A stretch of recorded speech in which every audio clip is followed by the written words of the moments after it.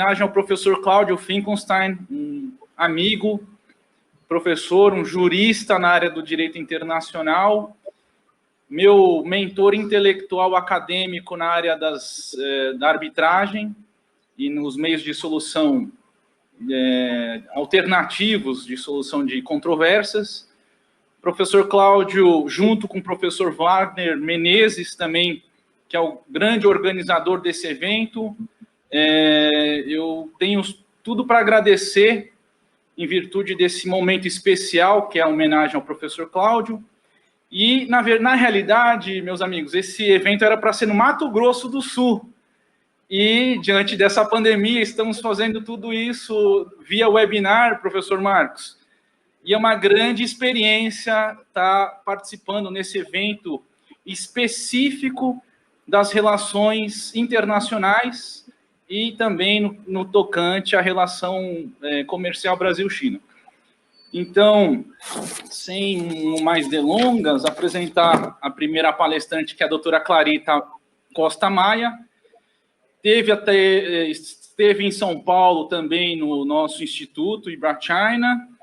Ela é consultora legislativa do Senado Federal, doutoranda em Direito Internacional pela USP, membro da Société Suisse de Droit International, da International Law Association, do Instituto des Hautes Études de Défense Nationale. Me corrija aí, doutora Clarita. Ótimo. E é uma grande estudiosa nessa área. Já fizemos um webinar também nessas relações do direito internacional. E hoje ela vai falar do estudo do direito internacional na China e a sua internacionalização pelos tribunais locais. Então, doutora Clarita, você tem a palavra e, posteriormente, iremos com o professor Marcos e depois com o embaixador, doutor Pedro Luiz Rodrigues. Obrigado, doutor Thomas, pelo convite. Eu quero agradecer a Associação Brasileira de Direito Internacional em Ibra-China pela oportunidade de falar sobre esse tema, que eu acredito teve uma importância indubitável.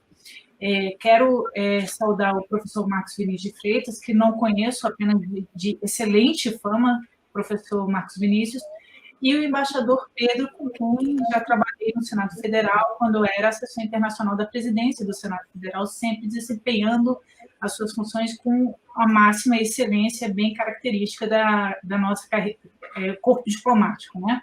Então, esse tema é um tema bastante caro, porque une três áreas, para mim, de conhecimento que eu simplesmente amo, que é história, relações internacionais e direito. Eu estava comentando há pouco que eu não sei qual é o perfil hoje em dia do aluno de direito internacional e do aluno que atende a conferência da Associação Brasileira de Direito Internacional, se tem essa abertura cognitiva de fato para interdisciplinaridade, mas a apresentação vai pegar um pouco por aí. No final da década de 60, só para marcar mais ou menos na cabeça dessa geração milênio, a década de 60 para eles séculos atrás, né?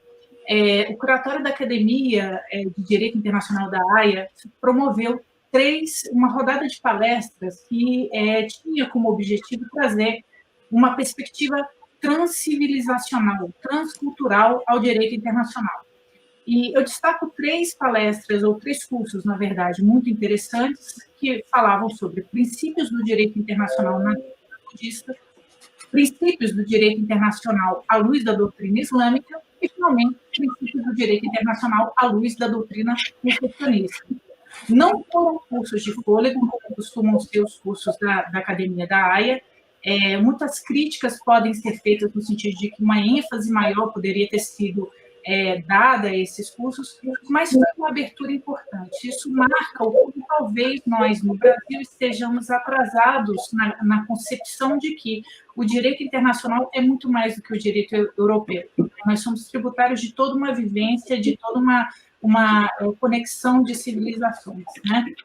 Esses cursos também tinham por mote tentar clarificar o que no direito internacional até hoje é um pouco instável, que é o conceito de princípios gerais das nações mais favorecidas, entre aspas, um conceito de fonte de direito internacional que vem do século XIX, vem com profunda carga de discriminação civilizatória, entra o século XX no Estatuto da Corte Permanente de Direito Internacional e, infelizmente, é referendado no Estatuto Internacional, no Estatuto da Corte Internacional de Justiça, alega-se pelos trabalhos preparatórios como uma forma de evitar o ativismo judicial na seara internacional. Mas por que não escolher outros termos? Fica a questão. Hoje em dia, a Comissão de Direito Internacional da Assembleia Geral das Nações Unidas está se debruçando sobre o tema dos princípios gerais de direito. São princípios gerais de direito internacional, nações mais civilizadas, como assim? Quais nações?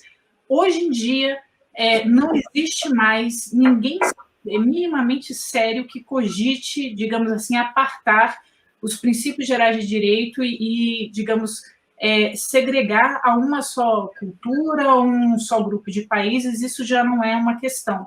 Mas o que é uma questão, para mim, e que eu vejo ainda prevalecente na nossa cultura jurídica e talvez na cultura política, é um olhar eurocêntrico, é um olhar discriminatório com relação a outros países, outras culturas, que já deveria cessar, né? Já temos todo esse cabedal. Então, aqui, na minha apresentação, consideraremos se o direito, como o direito internacional, na sua face moderna, se tornou uma linguagem para a China, como a China começou a conversar com o mundo por meio desse direito internacional como conhecemos. O sistema legal da China imperial, como vocês sabem, era bastante baseado em um processualismo confucionista, em normas ritualísticas, normas de conduta, entre uma espécie de legalismo e moralidade, assim era internamente nas suas relações com as outras comunidades.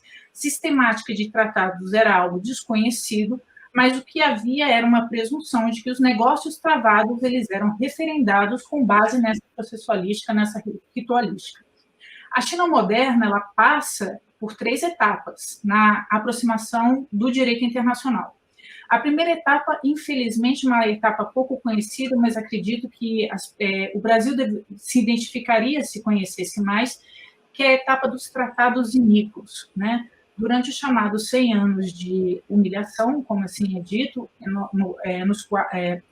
período no qual a China foi forçada a abrir posições de comércio internacional, forçada a aceitar missões religiosas internacionais, com fruto do imperialismo, tanto e internacionalismo, porém, de conotação civilizatória e discriminatória, norte-americano, europeu, mas também japonês no final do século e de outras nações oportunistas, seguindo as guerras que essas nações promoviam no território chinês, havia uma série de tratados bastante ruins para o lado chinês, né? Então, essa etapa dos tratados iníquos havia, na verdade, uma imposição a fórceps à China, e a China perdeu muitos dos atributos de soberania nessa época, né? Foi a época da famosa Guerra do Ópio, Primeira Guerra do Ópio, Segunda Guerra do Ópio, Guerra Japonesa, Guerra das 8 Potências, enfim. É esse período que nós nos referimos, né?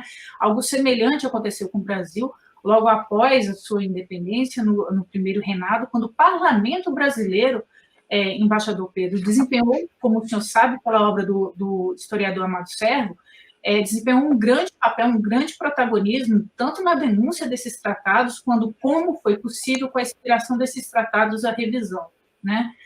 Bom, a segunda etapa foi a etapa que vai desde a fundação, né, digamos, desde o fim da China imperial, é subdividida numa primeira etapa até 1966, 1971 e 78. Eu chamo particularmente a etapa da retórica desafiante dos primeiros anos da Revolução Cultural e a postura crítico-observadora, né? Assim que a fase imperial, da China imperial, acaba, há uma sucessão da República e depois uma sucessão da República Popular da China, né? Na primeira fase, quando o Partido Nacionalista estava no poder, houve uma revisão dos tratados iníquos. Mas essa revisão, frise-se bem, a quem teme o desempenho da China como ator internacional, apesar de ter toda a motivação política, não foi uma revisão que simplesmente derrubou todas as obrigações internacionais, ainda que unilaterais. Eles tentaram, apesar de tudo, fazer honrar as obrigações com base numa homenagem ao Pacta Sunt Servanda, que é muito profundo. E mesmo com a República Popular da China, também houve isso. Houve mais revisões dos tratados iníquos, houve renegociação, mas a presunção era sempre do Pacta Sunt Servanda. Observem, isso chama atenção a respeito do caráter chinês nas relações internacionais, do caráter chinês no direito internacional, a despeito de tudo, a despeito de toda a humilhação e a injustiça que a China foi submetida, tanto o Partido Nacionalista, depois o Partido Popular, o Partido Comunista, tentaram revisar os tratados, mas mantendo ao máximo o Pacta Sunt Servanda, ainda que politicamente eles tivessem todas as razões do mundo para revogar todos os tratados. Isso me chama bastante atenção. Bom, isso dá uma transição natural, digamos, para a segunda etapa, que é a retórica desafiante dos primeiros anos da Revolução Cultural. Todo mundo sabe que faz parte do arcabouço teórico do marxismo, que o direito é a superestrutura de dominação. Nada mais coerente que isso, que um partido comunista questione o arcabouço jurídico, que era prevalecente naquela época. Houve essa revisão, houve digamos assim, agravamento, um aprofundamento dessa revisão já quase antes da abertura, né? E isso teve, digamos, vantagens e, do ponto de vista da cultura jurídica, muitas desvantagens, né? Em algum momento houve o desmantelamento das academias chinesas, houve a troca da segurança jurídica da regra de direito pelos expedientes do Partido Comunista, mas assim que se aproximou a época, e aí a época da abertura de Deng Xiaoping, percebeu-se que, para que houvesse as 4 modernizações, era preciso criar um ambiente para o mercado, para que houvesse a atração de investimento internacional. Isso nós estamos falando da atração de investimento internacional de um país comunista, né? Então, isso já demonstra a idiosincrasia desse próprio partido e dessa própria nação. Era preciso criar um ambiente de negócios. E o ambiente de negócios, ele seria criado, entre outros, inter alia, pela reestruturação do ambiente jurídico. Então, voltaram as academias, os cursos de direito, muitos cursos focados muito em contratos internacionais. E o que é interessante é que, numa reunião do partido, acredito que foi acho que 73, pouco logo depois, houve um dizer categórico, expresso, de que o direito internacional, nesse renascimento das faculdades de direito, era uma prioridade. Era uma prioridade. No entanto, o que nós vemos no primeiro, apesar da reabertura, né, um encarar as relações internacionais e o direito internacional um pouco com ceticismo, né? Ainda observando a que se dava ou a que prestavam as organizações internacionais. Mas lembre-se que essa também era uma fase de questionamento por parte dos países de terceiro mundo, dos países em desenvolvimento, a respeito da estrutura internacional. Lembre-se que estávamos ainda insuflados na onda pós-Bandung, né? O movimento dos países não alinhados. Uma onda dos países pensarem a sua autonomia frente àquela bipolaridade União Soviética e Estados Unidos. Portanto, nada mais coerente, nada também fora do espírito do tempo, bastante no espírito do tempo, aliás, né? E isso, apesar, eu devo frisar, que apesar do Zhou Enlai, que era o ministro da Justiça, ministro das Relações Exteriores, ter estado no poder durante muito tempo, não ter tirado ninguém substancialmente de suas posições, quer dizer, a velha burocracia da chancelaria chinesa estava lá, continuava, mas assim, a retórica realmente dos primeiros anos da Revolução Cultural era muito desafiante. Quando a China entrou no sistema das Nações Unidas, teve aquela resolução da Assembleia Geral das Nações Unidas para reaver seus direitos, isso foi em 71, né, para a restauração dos direitos legais da República Popular na China, se firmando, portanto, como porta-voz internacional da China, né, começou uma fase de observação crítica, de desafio a uma observação crítica. Mas aí, quando há realmente abertura e um engajamento maior, a China passou, então, a postular, a partir da sua entrada na ONU, a pertença, a membresia a outras organizações internacionais e a abrir, de fato, o seu ordenamento jurídico, a pactuação de diversos tratados internacionais de suma importância. Só lembrar que, mesmo antes dessa fase, a China já fazia parte das convenções de Genebra de direito internacional humanitário, muito em razão do que sofreu na Guerra do Pacífico. Tá? Isso é uma grande exceção a toda essa regra. Então, a China, a partir dessa entrada oficial na ONU, vai gradativamente tomando parte do grande corpus jurídico, né, do direito internacional. Então, a partir de 78, sobretudo, tem uma visão mais engajada, né? Cursos de direito, ênfase no direito internacional. Então, eu falei que era 73, na verdade, foi 79, uma conferência de planejamento do estudo de direito, que foi realizada em Pequim e que destacava o direito internacional como prioritário. Em 2009, a Sociedade Chinesa de Direito Internacional apresentou esses números que não tenho atualizados. Se alguém tiver, por favor, que nos conceda. Nós tínhamos, a China tinha 600 universidades que ofereciam cursos de direito internacional, 64 faculdades de direito e institutos legais possuíam programas de mestrado em direito internacional e 16 tinham programas doutorais na área. Eu me pergunto, claro, né, guardadas as devidas proporções, se o Brasil, há tanto tempo engajado na comunidade internacional, se ele possui esses números, e eu acredito que não. Hoje em dia nós estamos num questionamento a respeito da qualidade dos cursos de direito de relações internacionais no Brasil. E eu, como ex-professora de direito internacional, e os senhores, como professores, podem ter se deparado em algum momento com tentativas, inclusive, de tirar o direito internacional público do currículo obrigatório dos cursos de direito e relações internacionais, quando não juntar com o direito internacional privado, quando não tornar uma matéria optativa. Então, por aí se vê o contraste que há do tratamento do direito internacional na China e no Brasil, por exemplo, né?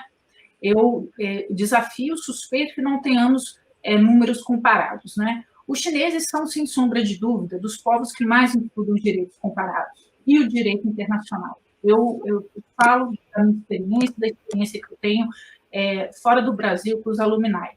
O impressionante número de alunos chineses nas melhores faculdades do mundo é apenas, eu considero, um exemplo assim muito superficial do que está sendo o engajamento da China com o direito comparado com o direito internacional. É o mais superficial possível. Para os senhores terem ideia, o Centro de Direito e Tecnologia da Universidade de Berkeley, a Universidade do Vale do Silício, né, que possui um projeto Propriedade Intelectual e Direito da Tecnologia na Ásia, neste ano, promoveu por meio do seu diretor, por liderança do seu diretor, que é o Mark Cohen, um judeu americano, muito versado no direito comparado nessas áreas com a China, promoveu uma conferência bastante de 7 semanas, muito detalhada, muito interessante, com os maiores luminares das diversas áreas da propriedade intelectual nos Estados Unidos e da China, com o fechamento do professor Mark Wu, da Universidade de Harvard, e diversas vezes nós vimos o professor Mark Cohen e outros professores dizendo o quanto frisemos, e que interessante, o quanto os Estados Unidos têm a aprender com a China quanto ao direito da propriedade intelectual. Que muito tem os Estados Unidos a reformar a sua legislação para se igualar à legislação chinesa, invertendo um truísmo absurdo que existe hoje em dia, de que o sistema jurídico chinês é precário, de que as leis são uma mera imitação, uma mímese barata, ou não há segurança jurídica. Há problemas como em todos os países, temos os nossos, mas o que fica marcado é a impressionante e altamente respeitável experiência acumulada da China em tornar-se um sistema forte em Estado de Direito e muito respeitoso e estudioso do direito internacional. Os tribunais na China têm aplicado, a aplicação do direito internacional pelos tribunais é por 3 vias, acordos executivos, que há em teoria, mas não há no Brasil, internalização de tratados internacionais, sobretudo, assim como no Brasil, quando se trata de questões penais, e a aplicação direta de tratados pelos tribunais, que está crescendo cada vez mais, mostrando uma familiaridade do juiz de primeira instância na China, direito internacional, o que é louvável. Então, termino a palestra marcando aqui uma óbvia admiração e um grande respeito por essa chinesa, que tem que ser muito melhor conhecida da parte brasileira do que antes criticada. Bom, parabenizo a doutora Clarita Costa Maia pela exposição e já vou apresentar o professor Marcos Vinícius de Freitas, que é um amigo também, né, professor Marcos, da FAAP, Relações Internacionais. Ele atualmente é professor visitante na Universidade de Relações Exteriores da China, a China Foreign Affairs University, e também Senior Fellow do Policy Center for the New South, em Marrocos.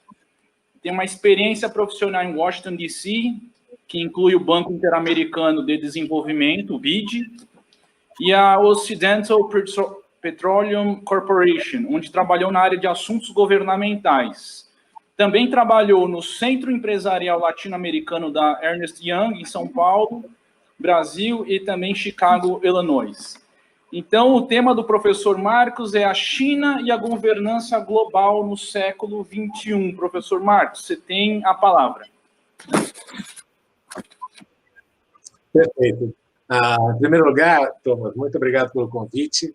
Eu estava ouvindo a Clarita falando e a minha universidade ela foi fundada num decreto e numa determinação do Zhou Enlai. E uma das áreas que nós temos é justamente direito internacional. E de lá você teve 3 ministros da Corte Internacional de Justiça chineses. Então, a China, quando entra no sistema, imediatamente ela é arremessada internacionalmente, por isso que eles dão esta acelerada em todo o processo de direito internacional na China. É muito interessante, porque você vai lá e tem as salas dos que foram membros da Corte Internacional de Justiça, e foi muito rápido, de uma hora para outra eles tiveram também e se adaptar. Então, é um processo que eu estava ouvindo você falando e pensando e me recordando do que eu vi e das conversas que eu tenho tido. Mas eu queria compartilhar uma apresentação. Eu só preciso, Thomas, que você me diga quando estiver faltando 2 minutos para eu terminar, porque aí eu vou mais rápido, tá certo? Tá legal. Porque às vezes eu me perco aqui no tempo. Mas olha só, deixa eu compartilhar aqui a apresentação. E o tema é um tema muito importante, porque uma vez que, até mesmo como a Clarita mencionou, essa questão da ordem global que nós temos atualmente, desenhada em 1945, ela é, sem dúvida, eurocêntrica.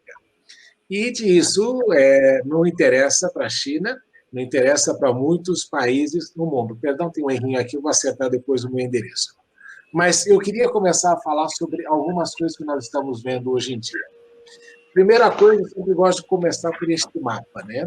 Este mapa é o mapa que a gente usa na Ásia, ou seja, Zhongguo, ou seja, o país do centro no centro do mundo.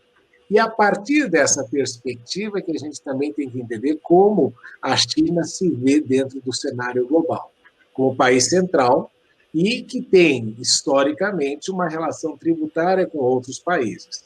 A China tem uma situação mais complexa também na questão do direito internacional, afinal, ela tem 14 vizinhos, faz fronteira com 14 países, e desses 14, 4 são nuclearmente armados, ou seja, o Paquistão, a Índia, a Coreia do Norte e a Rússia.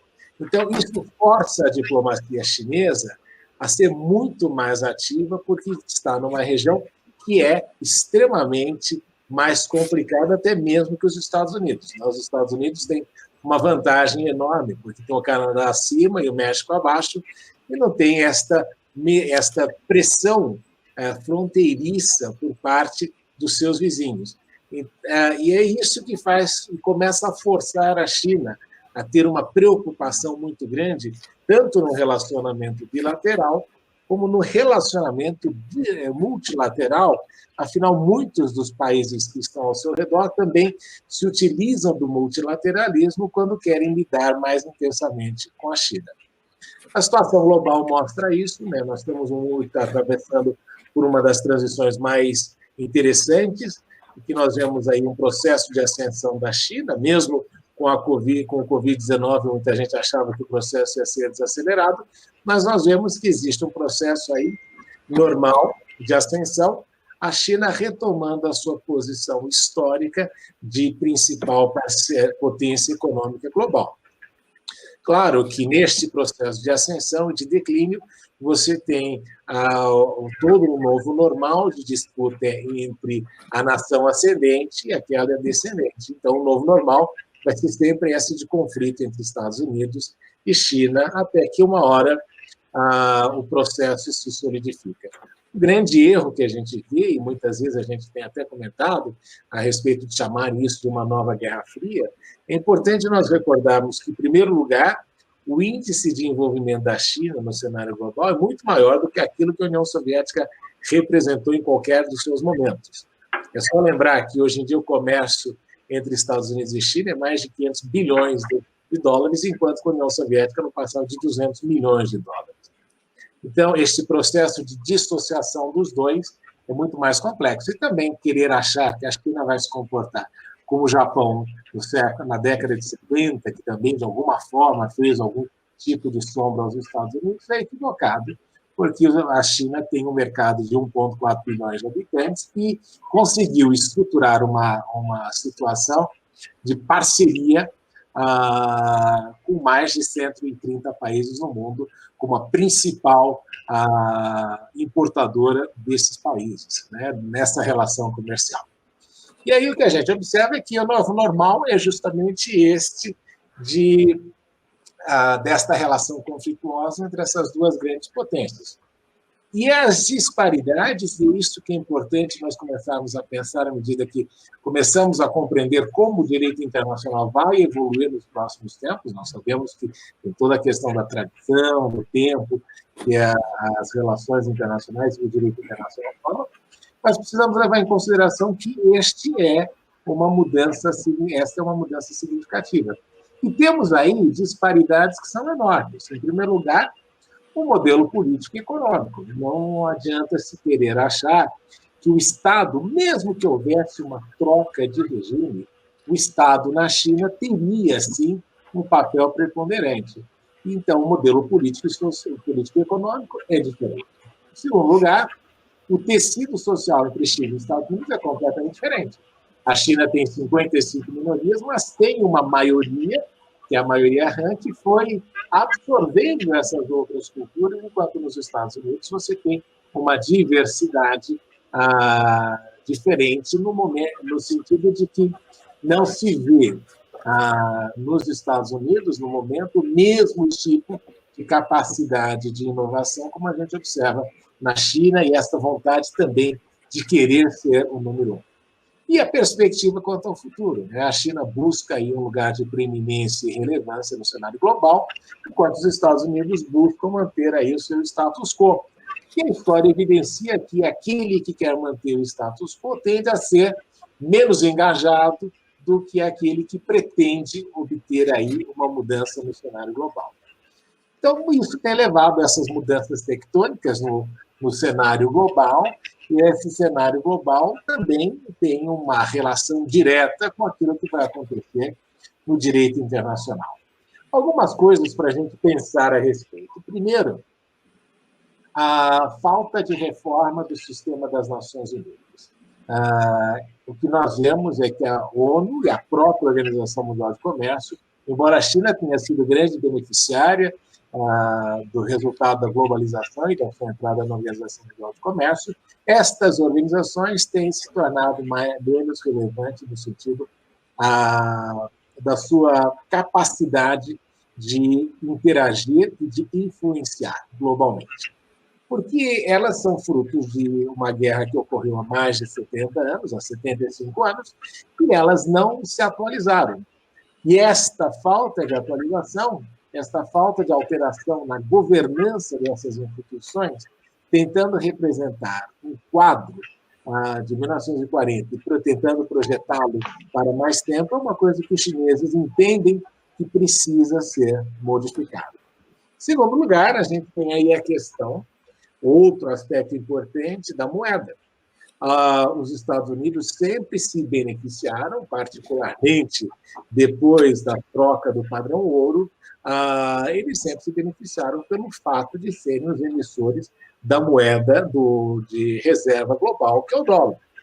O que nós vemos é a China contando com duas coisas. Em primeiro lugar, em razão da sua ascensão econômica e particularmente no comércio internacional, a China começa a forçar aí nas relações a utilização do renminbi, do yuan, nas trocas, de alguma forma tentando internacionalizar mais potentemente a sua moeda.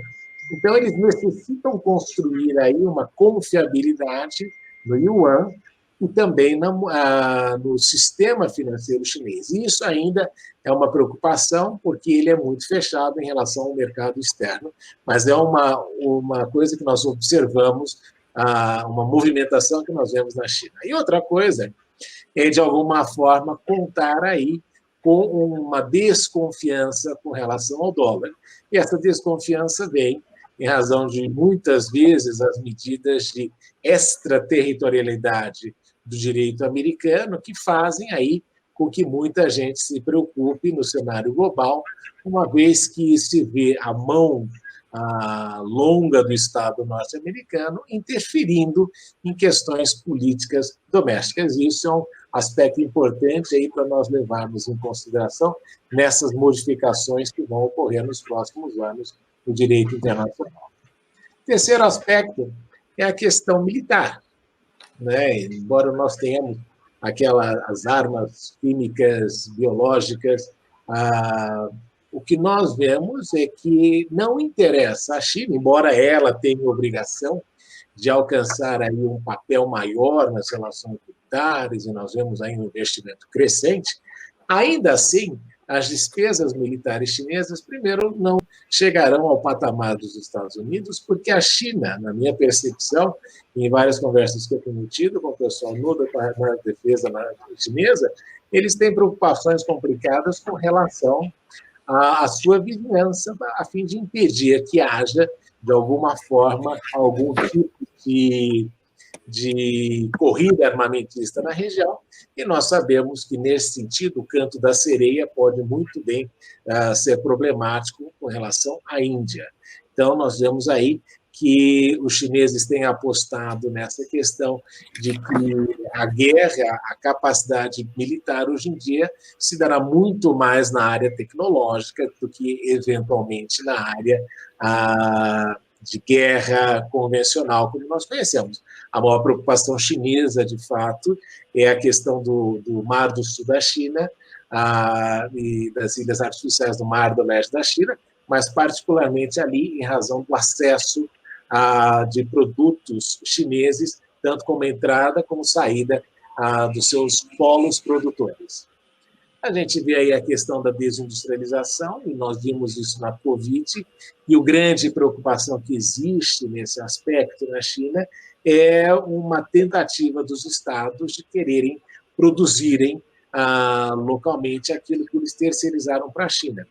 O processo de desindustrialização é uma realidade nos países desenvolvidos e é complicado este processo ser revertido, mas é uma preocupação que nós podemos ver isso aí com medidas protecionistas surgindo contra a China, embora essas medidas protecionistas não conseguirão reverter a grande vantagem que o governo chinês construiu ao longo da recente história, que é a construção de uma infraestrutura invejável e não equiparável em nenhum lugar do mundo no presente momento.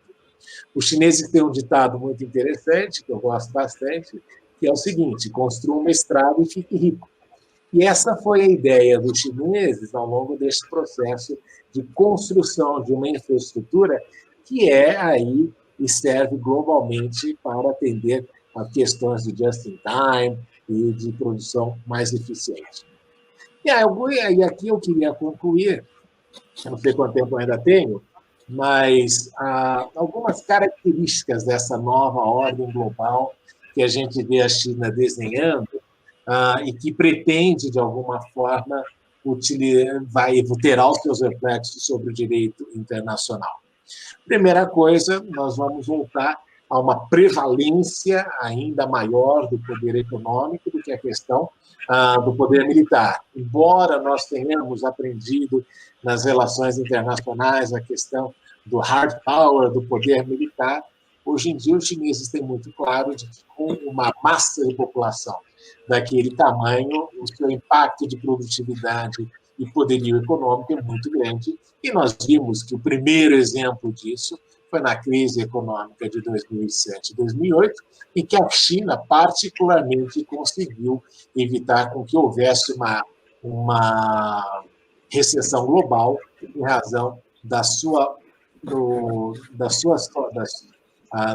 atividades. E nós vemos que a China ainda não aproveitou-se integralmente do seu mercado. Então, um aspecto importante considerar. Outro é a tecnologia como força motriz do crescimento, e aí nós vamos ver toda essa questão de disputa do 5G. E o mais engraçado é o seguinte, né? Eu vejo muitas vezes o pessoal falando a respeito do 5G e alternativas ao 5G da Huawei, e às vezes as pessoas se esquecem que o concorrente direto da Huawei é a Sony Ericsson e a Nokia. E o detalhe é que os equipamentos que estas duas empresas usam são de origem chinesa.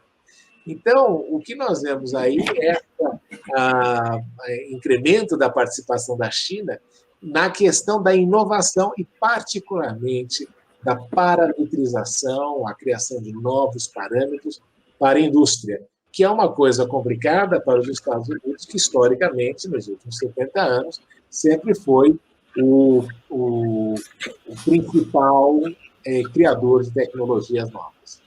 E uma coisa importante também, neste cenário, é que a bússola moral que os Estados Unidos e os países ocidentais sempre empregaram nos últimos 70 anos, com as suas devidas inconsistências e hipocrisias, de alguma forma fazem com que a China queira adotar, em razão do seu histórico de não intervenção, uma situação de menos pregação e mais pragmatismo. Então, nós não veremos aí uma China missionária com relação aos seus valores.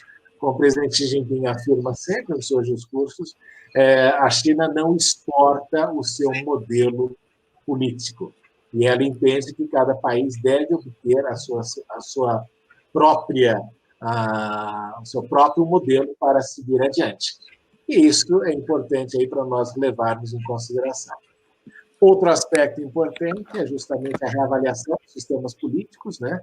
Qual é o mais apropriado para entregar resultados que leve efetivamente à prosperidade dos cidadãos. Isso causa aí alguns questionamentos quando a gente avalia profundamente sobre o que as democracias do Ocidente, de fato, têm entregado nos últimos anos. Porque o que nós observamos é que o eleitor elege e, no dia seguinte, se arrepende do voto que teve, é o remorso do comprador, enquanto o sistema político chinês conseguiu aí, de alguma forma, criar uma meritocracia. Então, é uma questão de nós reavaliarmos como a gente insere o mérito dentro do sistema.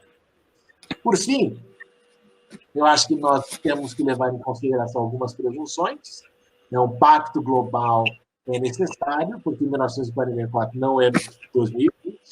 Nós vemos aí um processo de desfazimento da ordem global, como nós temos atualmente, embora a China não vá necessariamente querer quebrar tudo de um momento, mas a gente sabe que à medida que entra o elefante na sala, é preciso fazer algumas adaptações nesta sala, particularmente levando em consideração aquilo que a gente chama de problemas sem passaporte, segurança cibernética, pirataria, terrorismo, e que são problemas que requerem aí uma governança global, mas que a ordem atual, de fato, não está conseguindo desconstituir ou deixar encontrar uma solução definitiva. Por fim, aqui só para a gente lembrar a questão da economia global, e eu queria dizer uma coisa importante, não podemos esquecer daquilo que a gente chama de excepcionalismo chinês, e um aspecto muito relevante, aqui concluindo, é justamente isso. Uma das maiores provas que nós temos deste processo de reconstrução do direito internacional de acordo com a perspectiva chinesa tem muito a ver com a forma como os chineses se comportarão no BRI, né, na nova Rota da Seda, Iniciativa Cinturão Unificada, e aí nós vemos como a China se comporta bilateralmente e como ela constrói o seu relacionamento dentro da ASEAN, dentro dos países, os países que têm países de civilização, como eles têm feito no passado, e mesmo com a própria União Europeia. Então, é importante nós observarmos esta formatação resultante da nova Rota da Seda, porque ela aí vai ter uma implicação muito importante naquilo que a gente vai ver da reformatação do sistema do direito internacional globalmente. Então, era isso que eu queria falar. O mundo está mudando, a China é a nova grande potência global, e é importante aí que a gente repense como é que vai funcionar o direito internacional daqui a alguns anos. Certamente não tenderá a ser tão eurocêntrico como nós aprendemos na escola nos últimos 70 anos. Muito obrigado. Obrigado, professor Marcos. Parabenizo pela exposição, pela análise da governança global e também por tratar da questão da nova Rota da Seda, né, que é um tema inovador e está em pauta também na China nas duas sessões que tiveram lá no Congresso do Povo, a questão da nova Rota da Seda verde e da saúde. Então, isso também é uma pauta muito interessante e logo, logo, tenho certeza que isso vai ser cada vez mais debatido, a questão da nova Rota da Seda, tanto da questão do verde como da saúde, professor. Não, isso Passando agora para o nosso amigo, doutor Pedro Luiz Rodrigues, que esteve conosco semana passada aqui em São Paulo, um embaixador que, no momento que a gente se encontrou, embaixador, eu fiquei até muito surpreso pela carreira, pelas cidades e lugares que você, os lugares que você trabalhou. E aqui eu vou falar um pouquinho do currículo do Dr. Pedro Luiz Rodrigues, assessor especial do governo do Distrito Federal para a promoção do comércio e investimentos internacionais, embaixador de carreira, aposentado, e aí serviu várias embaixadas em praticamente todos os continentes, embaixador. Aqui eu cito Washington, D.C., Buenos Aires, Paris, Assunção, Tel Aviv, Bangladesh, e atualmente também foi secretário de imprensa da Presidência da República, diretor internacional do Senado Federal, e no setor privado já foi diretor em Brasília do jornal O Estado de São Paulo, diretor de comunicação da Federação Brasileira de Bancos Febraban, sócio da Flecha de Lima Relações Institucionais e também escreve regularmente para o Diário do Poder. Hoje o embaixador vai falar das práticas e vivências nas relações Brasil-China. Portanto, embaixador, você está com a palavra. Tá, obrigado, Thomas. Foi um prazer tê-lo conhecido aí na semana passada. Cumprimento a minha amiga Clarita, o professor Marcos Vinícius. Na verdade, as exposições que vocês fizeram vai me permitir focar no que eu acho que eu devo, nesses minutos aí que temos, que vocês perceberam pela leitura do currículo que eu tenho dois chapéus, jornalista e diplomata. Então, de um lado tem a linha, vamos dizer assim, firme e estável do diplomata, mas também o espírito, às vezes, mais curioso e ativo do jornalista, não é? E foi essa mistura desses dois espíritos que desde cedo me levou a acompanhar os assuntos chineses, quando se diz em relacionamento ao Brasil.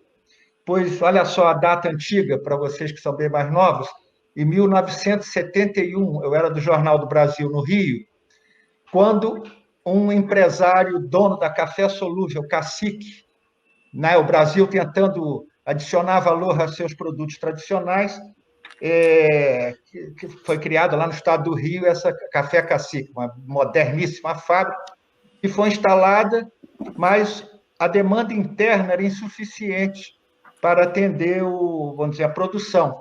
E se buscava, então, a empresa buscava mercados no exterior. Na Europa, ninguém queria ouvir falar de café solúvel, porque eles queriam continuar comprando café em grão, e mesma coisa nos Estados Unidos. Então, o Horácio Coimbra, que, se eu não me engano, era o nome do presidente, foi procurar os ministros da área que eu cobria como jornalista, que era Fazenda e Planejamento, na época, Delfim Neto e Reis Veloso, dizendo, vamos pensar no mercado chinês? Olha só, estou falando do governo Médici, governo militar tido como linha mais dura, anticomunista, não sei o quê, mas havia o bom senso, o pragmatismo, que às vezes a gente sente faltar em outros momentos da nossa história, e eles, então, conversaram, chegaram à conclusão que, apesar de não termos relações diplomáticas, olha que interessante, valia o esforço. O que foi feito? Foi feita uma missão empresarial de um empresário só, o dono da Cacique. O nosso cônsul em Hong Kong tirou férias de uma semana e, em caráter particular, acompanhou o Horácio Coimbra, e foram os dois na primeira missão comercial à China, antes mesmo de que tivéssemos relações internacionais, relações com a China. O que é interessante, porque deu resultado, vendas foram feitas, e o governo percebeu que era um momento de industrialização do país, de ampliação do comércio. Não é? O nosso querido embaixador Paulo Tarso Flecha de Lima desenvolveu um setor de promoção comercial do Itamaraty que buscava se expandir por todos os lados, e criou-se, então, aquela percepção de que o fato do país ser comunista ou não pouco valia. No caso, era o interesse brasileiro, o interesse nacional. E, nesse momento, o interesse nacional foi associado a vamos buscar o mercado onde ele estiver, principalmente mercados importantes. E mais interessante, quer dizer, complementando porque nós só estabelecemos relações diplomáticas com a China em 74, pois em 71 mandamos essa primeira missão de um empresário só, e nos anos seguintes, já por iniciativa tanto do embaixador Paulo Tarso, quanto do ministro João Paulo dos Reis Veloso, mas tudo sempre com aval também do Delfim Neto, que era o czar da economia, anos que o Brasil crescia a taxas de 10% ao ano, a Associação Brasileira dos Exportadores, a AEB, mandou 2 missões comerciais à China. E, enfim, chega o governo Geisel e assina e restabelece as relações diplomáticas. O que eu quero mostrar aí é o seguinte, que período militar, tradicionalmente anticomunista, o discurso, não é, que também não era pró-americano, porque você tinha o interesse nacional acima de qualquer outro interesse. E você não só estabeleceu o relacionamento comercial, como em 74 você estabeleceu as relações diplomáticas. E, a partir daí, se você for verificar a relação de acordos e entendimentos entre o Brasil e a China, ele é muito amplo, abarca praticamente todas as áreas, cultural, científica, tecnológica, produção e lançamento de satélites. Não é? Então, isso, vamos dizer, o que eu quero colocar a questão do pragmatismo. Eu acho que o Brasil, a diplomacia brasileira, historicamente, ela sempre foi muito pragmática, ela foi muito pragmática no Império, não é? Vocês estavam lembrando os acordos injustos, eu não quero entrar em detalhes, porque talvez injustas também fossem as nossas situações sociais aqui, em relação, por exemplo, à escravidão, mas o interesse da época, em algum momento, foi você contrariar a Inglaterra e até se criou aquela expressão para inglês ver, você fingia que atendia, mas não atendia, porque cada país tem suas necessidades, vocês como internacionalistas sabem isso, mas estou falando isso para o público em geral não especializado.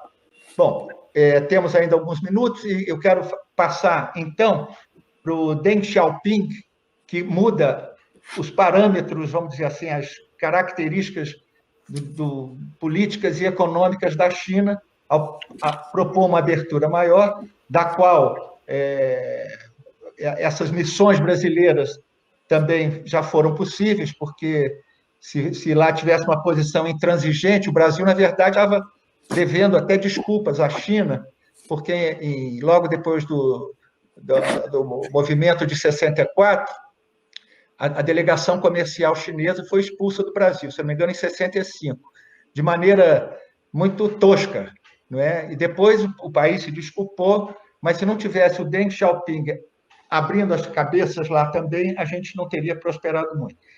Bom, passo o tempo, do jornal passo para Itamaraty, onde eu fiz parte da primeira turma que estudou chinês no Instituto Rio Branco. Até hoje eu mantenho amizade com o professor Wu, que o Thomas conhece bem aqui de Brasília, que além de professor de chinês, de Tatichuan, é uma figura espetacular, aos seus quase 90 anos de idade.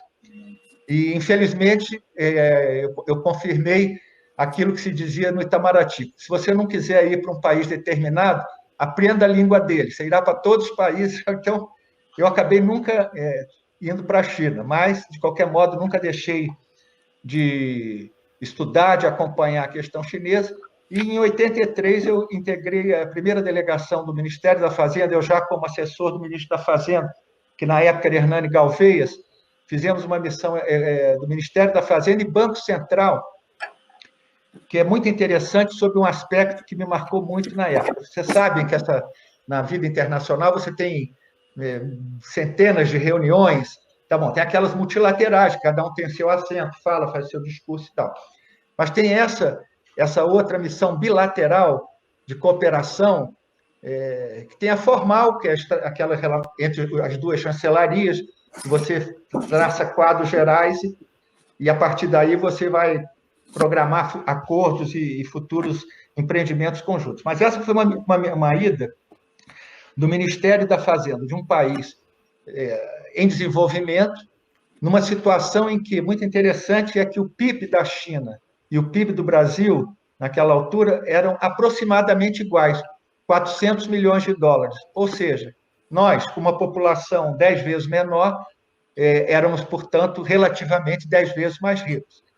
Hoje, se você olhar o PIB da China, o Marcos Vinícius sabe de cabeça, deve estar uns 15 trilhões, né? E nós aqui não chegamos aos 2 ainda. Mas por que eu falo isso? Eu falo porque nós fomos convidados pela ministra do Planejamento, a senhora Chen Murhua, e então a primeira reunião, nós todos da equipe da Fazenda e Banco Central ficamos, que normalmente missão recebe a ministra, 1 ou 2, era um auditório, você tinha pelo menos 150 chineses anotando, e todo mundo muito bem preparado, já informado da realidade brasileira, porque nós tínhamos coisas a ensinar. Por exemplo, conviver, como você conseguir juntar desenvolvimento e inflação, funcionar em situação de balanço de pagamentos deficitária, não é? Coisas que era o desafio, o verdadeiro milagre brasileiro naquela altura, que já tinha acabado o milagre do crescimento, o milagre era sobreviver. Em 83 já estávamos em plena crise econômica internacional e a situação era difícil. Mas, então, a partir daí, você vê... Bom, o que eu queria então ressaltar é isso, é o interesse, aquilo que vocês estavam falando da quantidade de universidades, a qualidade dos estudantes e a qualidade também do governo. Não se brinca em questões de administração de interesse do Estado. Você vai convidar alguém para transferência de experiência ou tecnologia, então a coisa é levada a sério. Os nossos ministros da Fazenda e presidente do Banco Central, que era o Carlos Langoni, foram submetidos a uma verdadeira sabatina específica, assim, gente muito bem preparada. E, bom, isso foi apenas um dos laços de entendimento. Dizendo o seguinte, entre no site do Itamaraty, procure acordos com a China. De lá para cá, você tem ininterruptamente todas as administrações brasileiras, muda o regime, muda o sistema, muda o partido, mas a cooperação se mantém. Isso tudo para dizer o seguinte: hoje, passado esse tempo todo, está quase acabando o nosso tempo, dizer o seguinte: nossa balança comercial apresenta um superávit de 30 bilhões de dólares no nosso comércio com a China. Nada parecido existe com qualquer outro grupo ou com os Estados Unidos. Então, nós temos, mais uma vez, a situação de um interesse efetivo, não é? Que é preservar esse bom relacionamento.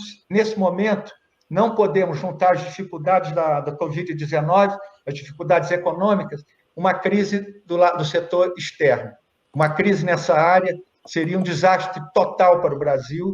Nós conseguimos manter um equilíbrio interno, uma parte graças às reservas, outra ao sinal positivo do superávit e outra ao sinal positivo de que, com o comércio com a China, conseguimos manter o setor primário, que é muito dinâmico da nossa economia, em plena atividade. Então, eu tive algumas quebra-paus com autoridades do governo brasileiro. Eu posso falar que eu já sou um embaixador aposentado, e quanto ao excesso de agressividade em relação à China, eu digo, usando o termo que deve ser dito, é uma idiotice se dar canelada em parceiro. Está no mesmo time, é aquilo que a Clarita e o Marcos ressaltaram.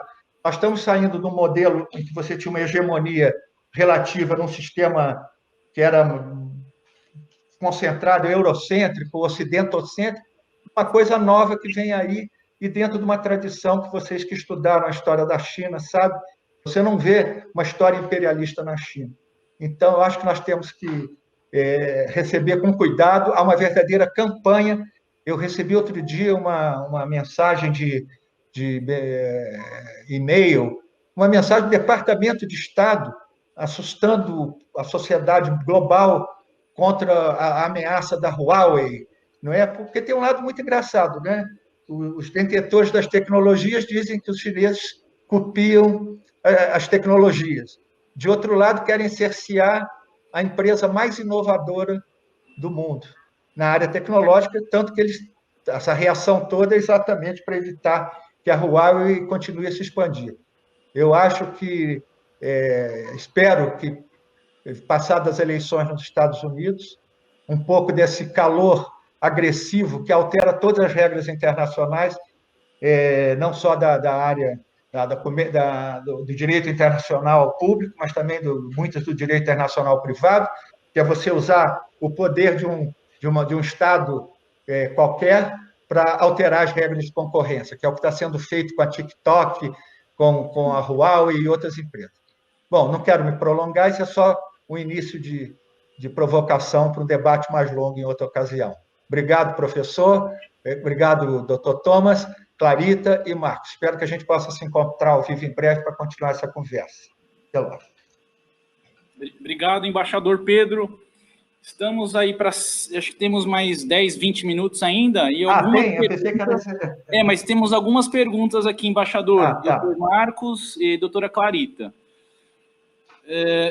Tem uma para o professor Marcos. Por que você acha improvável uma guerra entre potência decadente e potência emergente, professor? Por dois motivos. Em primeiro lugar, essa guerra, uma parte dela teria que ser infantaria, né? E se você pensar, não existe guerra sem ser por infantaria, e para a China seria muito mais complicado, e tanto para os Estados Unidos. A China mandar a infantaria para os Estados Unidos é inviável, e os Estados Unidos mandar infantaria para a China seria inviável. E nós sabemos que os dois são potências nuclearmente armadas, e isso cai justamente naquela questão de que, como existe a possibilidade de destruição mútua, nenhum dos dois vai arriscar fazer isso. Embora os Estados Unidos tenham utilizado a bomba atômica em 1945, Hiroshima e Nagasaki, isso foi porque o Japão também não tinha capacidade de responder à altura. Então, justamente levando em consideração esses dois aspectos, é que a gente vê aí a impossibilidade de acontecer. Mas, obviamente, isso não significa que no campo econômico e na guerra cibernética a situação não pode ficar um pouquinho mais complicada. E esse é o novo campo de batalha.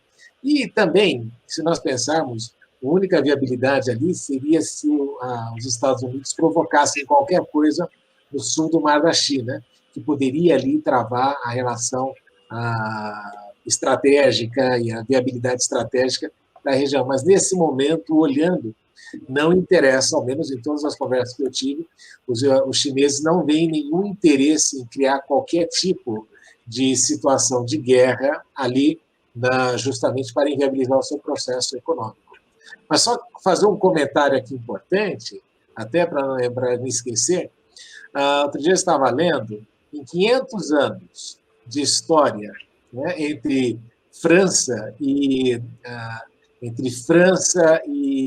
Reino Unido, né, Inglaterra, houve 142 guerras. Né? Em 500 anos de história chinesa, no mesmo período, houve 2. Então, você vê que a Europa é muito mais belicosa do que a China em qualquer do seu momento histórico já o foi. Obrigado, professor. Temos mais uma pergunta, doutora Clarita, embaixador Pedro. De Nicole, né? Como vocês entendem a mudança da postura da política chinesa, da ascensão pacífica, para essa postura mais agressiva que o presidente Xi adotou? Reflexo da postura mais agressiva dos Estados Unidos? Aí fica a pergunta para a doutora Clarita e o embaixador também analisar essa questão, por favor.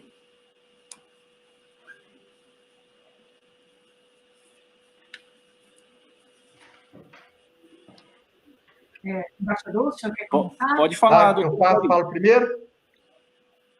Bom, então, essa postura mais agressiva chinesa, se você olhar, essa é uma questão muito interessante que está levantada hoje num interessantíssimo artigo do professor Robert Zoellick, ex-presidente do Banco Mundial, no New York Times de hoje.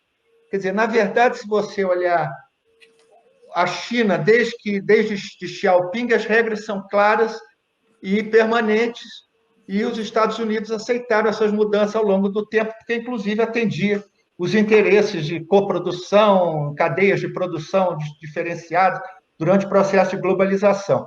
Agora, se você for observar bem, essa postura agressiva parte, na verdade, de uma série de posições americanas que, a meu ver, tem um forte conteúdo político partidário, até eleitoral, que buscam... Né, você começou até a ganhar a relação de assuntos da China. Ela quer dizer assim, é agressiva, e a imprensa americana, de certa maneira, segue muito. Os Estados Unidos consideram todas as organizações de comunicação social chinesas como agentes do Estado. Aí a China retruca e expulsa alguns jornalistas americanos.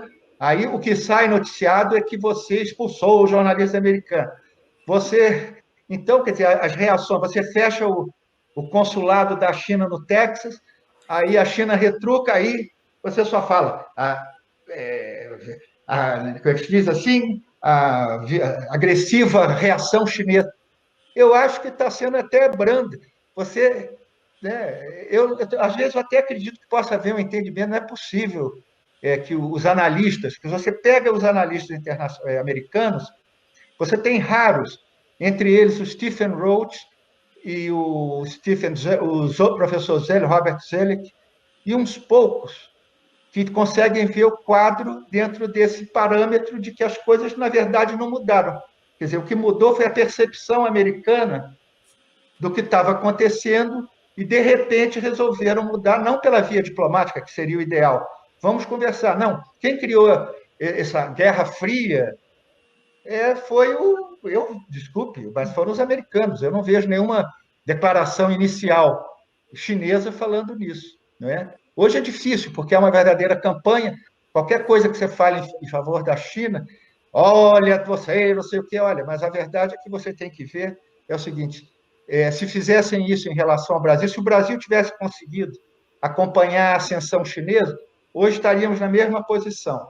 os Estados Unidos e a Europa, de modo geral, um adversário à altura, ninguém quer. Quem é que quer um concorrente que dispute mercado? Já com a diferença que temos, a gente não consegue exportar carne, não consegue nada. Imagina no dia que fôssemos disputar mercados tecnológicos. Eu vejo mais ou menos nessa linha, podemos desenvolver isso mais adiante ou por escrito.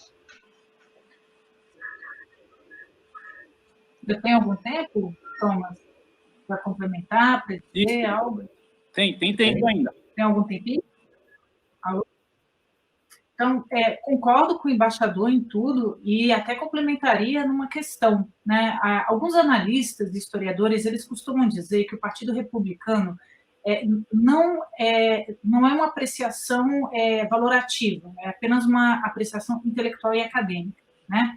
Eles costumaram, ao longo da história, forjar teorias de política externa mais interessantes do que os democratas. No entanto, hoje em dia nós estamos vendo, eu até concordo em parte, mas nós estamos vendo uma diminuição dos próprios republicanos, porque lembremos que foi um presidente extremamente conservador de um partido republicano que se aproximou, que fez a aproximação dos Estados Unidos com a China, que foi o Nixon, por meio de um judeu migrante nos Estados Unidos, Henry Kissinger. E que Kissinger, no começo de toda essa bravata, que eu acho que é mais uma bravata, atende muito mais a um mercado interno eleitoral de Trump do que outra coisa, enfim, a partir de todas essas imprecações, essas diatribes, né, contra a China, desde o início, Kissinger, Nicholas Platt, todos os servidores, Nicholas Platt era ministro, salvo o melhor juízo, na época, ministro de carreira, diplomata em Pequim, na época da aproximação Estados Unidos e China. Todos eles destacam, e Nicholas Platt destacou especificamente no 8º Fórum Mundial de Estudos Chineses, no qual tive a honra, o prazer de vê-lo falar, que isso é uma grande, isso atenta contra os interesses norte-americanos, isso atenta contra todo um caminho pavimentado para relações pacíficas e colaborativas, né?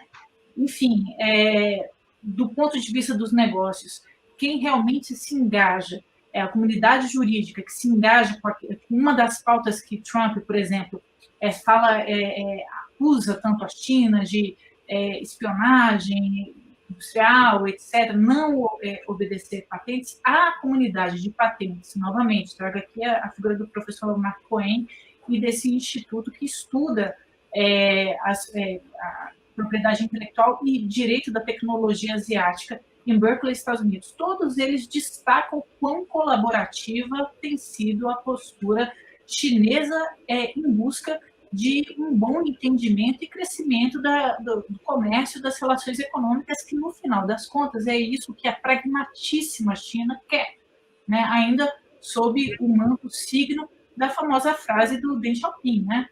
Não importa se o gato é branco ou preto, o que importa é que caça o rato, né? Ou seja, a China está dando um banho de pragmatismo no mundo, né? Um banho no Brasil e um banho nos Estados Unidos. E é uma pena que o próprio Partido Republicano, que se destacou como teoricamente e na prática da política internacional, num momento muito importante para, inclusive, afirmar a sua liderança internacional, se aproximando, fazendo uma postura diplomática, hoje, digamos, é um arremedo de si mesmo, né, da própria história. Muito bem. Bom, parabéns, doutora Clarita, pela resposta. Eu acho que complementa a resposta do embaixador. Eu estou vendo aqui as perguntas, eu acho que são essas as perguntas, eu não vi mais nenhuma pergunta aqui. Deixa eu ver se tem mais alguma pergunta.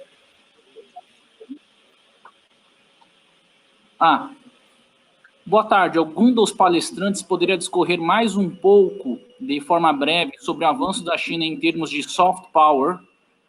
Obrigado e parabéns pelas excelentes palestras. Soft power.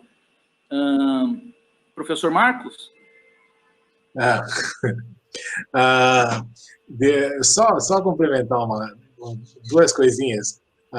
Uma, hoje em dia, nos Estados Unidos, tanto democrata como republicano, os dois estão batendo na China, né? Então, isso aí foi não dá nem para desviar o discurso. O democrata não consegue nem falar o contrário, porque eles têm que bater na China por causa da questão do desemprego local. Mas, e complementando uma outra coisa também, Thomas, importante de lembrar, é que essa resposta que os chineses têm dado, mais dura, também tem muito a ver com a opinião pública interna da China. Né? Embora a gente sempre veja a China como paz e harmonia, a gente não pode esquecer que um dos princípios fundamentais é o de respeito à China, e a própria população pede algum tipo de resposta um pouco mais dura nessas situações. Então, esse wolf, né, diplomacy que eles estão adotando tem um pouco a ver com a base interna. Mas eu não sou muito, embora eu sei que tenha o professor Joseph Nye, criou o conceito de soft power e de hard power, para mim, no fim dos dias, só existe uma coisa chamada power. E esse power ou é militar e econômico. São os dois. O resto é tudo perfumaria para você achar que, de alguma forma, você vai ter uma grande influência no cenário internacional. Você pode até ter, mas eu sempre digo o seguinte, no soft power não coloca ninguém na sala de reunião do Conselho de Segurança das Nações Unidas quando algo vai ser definido. Então, isso é um aspecto que eu acho relevante aí da gente ter muito claro. E eu também entendo que esta divisão cultural entre Ocidente e Oriente é quase intransponível em alguns aspectos. Né? Eu não vejo o pessoal querendo aqui no Brasil começar a ouvir ópera chinesa. Eu não vejo isso acontecendo, por mais que seja interessante que a gente goste. Essa divisão cultural é muito grande. Agora, o que é importante, isso sim, é que a China saiba, e isso eu explico sempre até para os meus alunos em Pequim, em Beijing, que a China saiba também construir uma narrativa positiva a seu favor. Senão vai ter aquela mesma coisa da Guerra Fria, que a gente achava que os russos, os soviéticos comiam criancinha, que perseguiam as igrejas e que eram burros. É só a gente lembrar do Agente 86, com a causa e tudo isso. Então, os chineses precisam, sim, precisa estar presente em Hollywood, precisa ter gente falando bem a respeito, precisa ter... eu até sempre comento, né? No Brasil, houve uma novela chamada Caminho das Índias. De repente, os brasileiros estavam falando Aribaba, estavam usando expressões... Namastê, né, em Hindu. E o que a gente viu é que isso criou aí um incremento no turismo. Eu acho que a próxima coisa que a gente vai ter é o caminho de Beijing, ou o caminho de Shanghai, alguma coisa assim, até para incrementar esta questão do maior conhecimento. Agora, dizer que o soft power vai resolver, não vai, não. Obrigado, professor Marcos. Estamos chegando aí para mais 2 minutinhos e tem mais uma pergunta. A Nicole faz o seguinte: adoraria conversar mais sobre a China. Poderiam disponibilizar os e-mails para contato? Doutora Clarita, professor Marcos, embaixador Pedro. maiaclarita@gmail.com.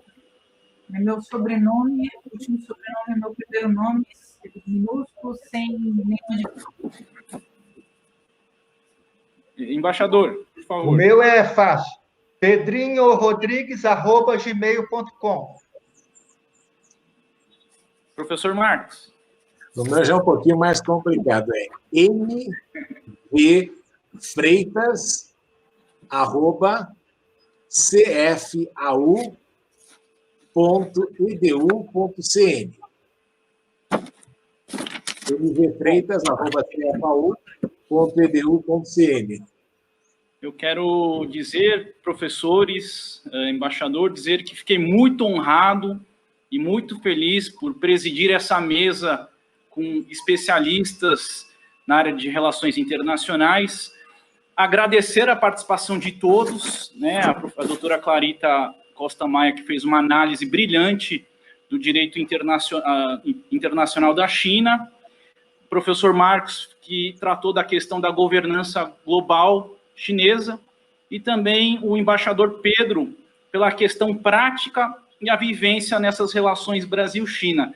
Eu agradeço a todos e muito obrigado pela participação, e ano que vem teremos mais um outro congresso de Direito Internacional, e tomara que seja presencial, professores. Eu acho que esse contato presencial também é muito importante e fundamental nas relações humanas. Então, mas de qualquer forma, agradeço a todos e, novamente, agradeço o professor Wagner Menezes e também essa homenagem especial ao professor Cláudio Finkelstein, que também criou equipes, alunos que estudam arbitragem também na China, em Hong Kong e Xangai. Muito obrigado, pessoal. Obrigado a você, Thomas, e a todos. Prazer enorme estar junto. Obrigado. 再见。再见，再见。Tchê, tchê.